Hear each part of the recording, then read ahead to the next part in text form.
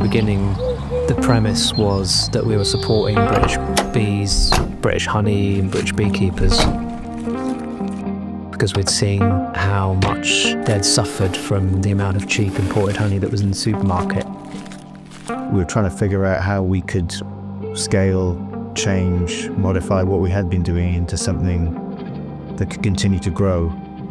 So it was just going back to the drawing board and seeing how we could capture the essence of what we'd created with the hive rental and the postcode honey, and finding a way of making a business that would be sustainable and still had the same ethics and values and creativity. We still had 20 colonies of bees in London. Paul had recently moved to Somerset, and the hives were producing about half a ton of honey, but we needed a lot more. Around that time, I found a honey called sea lavender honey, took it home, and the flavour was just insane. It's like a salty caramel. And the reason why it's got that flavour is the hives are on the salt marshes on the Norfolk coast.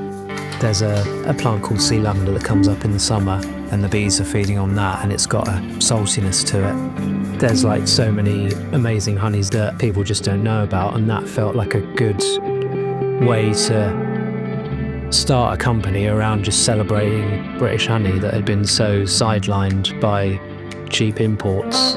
During our experiences renting bees, we joined the Bee Farmers Association. We'd met loads of bee farmers across the country, and we knew that they had equally as good a product to sell to us that we could package under our brand but with their name on the jar.